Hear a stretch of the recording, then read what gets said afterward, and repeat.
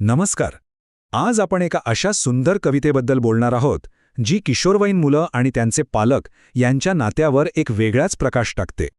हे नातं किती गुंतागुंतीचं आहे, पण तरीही त्यात किती प्रेम दडलेलं आहे हेच आपण समजून घेणार आहोत. आणि मग नेहमीचा प्रश्न येतो, बरोबर कोण आहे, पालक की मुलं? खरं तर हाच प्रश्न या कवितेच्या अगदी केंद्रस्थानी आहे.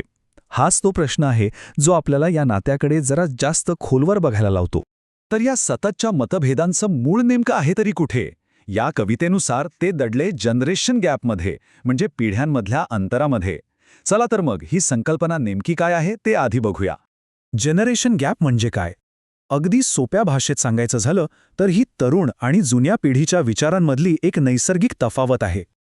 त्यांची मूल्य, जगाकडे बघण्याचा दृष्टिकोन यात फरक असतो. आणि हो, याच फरकामुळे अनेकदा संघर्षाची परिस्थिती निर्माण होते. कविता काय सांगते माहितीये की किशोरवय हा तसा गोंधळात टाकणाराच काळ असतो. ही एक मधली अवस्था आहे जिथे व्यक्ती बालपण सोडून प्रौढत्वाकडे जाते, ना पूर्णपणे लहान ना पूर्णपणे मोठी. आता या नात्याला खरंच समजून घ्यायचं असेल तर आपल्याला संघर्षाच्या दोन्ही बाजू बघाव्या लागतील. कारण किशोरवयीन मुलांचा दृष्टिकोन जितका महत्त्वाचा आहे तितकाच पालकांचाही आहे, नाही का? आणि गंमत बघा, दोन्ही बाजूंची मागणी आपापल्या जागी अगदी योग्य वाटते. एका बाजूला आहे टीनेजर्स, ज्यांना काय हवंय? स्वातंत्र्य, स्वतःचे निर्णय घेण्याची संधी, स्वतःला व्यक्त करण्यासाठी थोडी स्पेस. आणि दुसऱ्या बाजूला आहेत त्यांचे पालक, ज्यांना कशाची काळजी आहे? मुलांची सुरक्षा आणि त्यांचं शिस्तबद्ध भविष्य. आता बघा, दोन्ही प्राधान्य महत्त्वाची आहेत, पण ती इतकी वेगळी आहेत की तिथेच मतभेदांची ठिणगी पडते.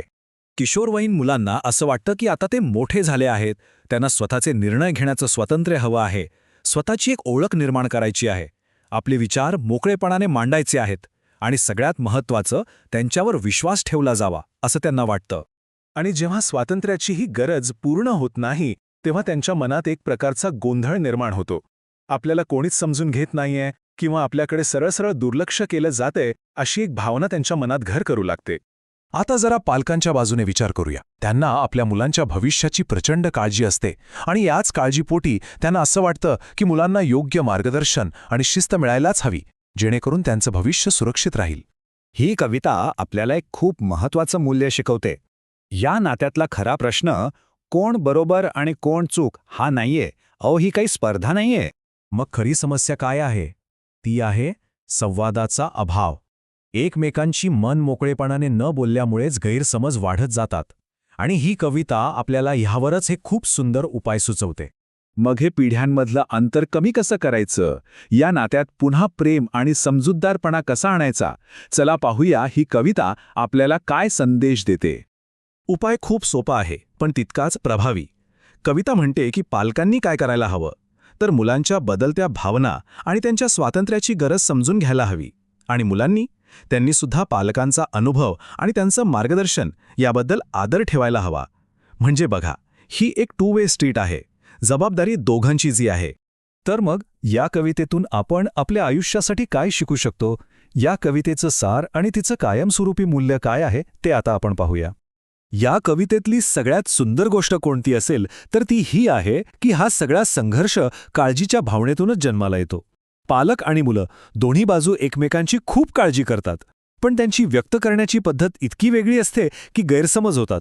आणि शेवटी कोणत्याही नात्याला, विशेषतः पालक आणि मुलांच्या नात्याला मजबूत बनवण्यासाठी दोन गोष्टी सर्वात महत्त्वाच्या आहेत. त्या म्हणजे एकमेकांना समजून घेणं आणि एकमेकांशी संवाद साधणं. जाता जाता एक प्रश्न आपल्या सगळ्यांसाठी.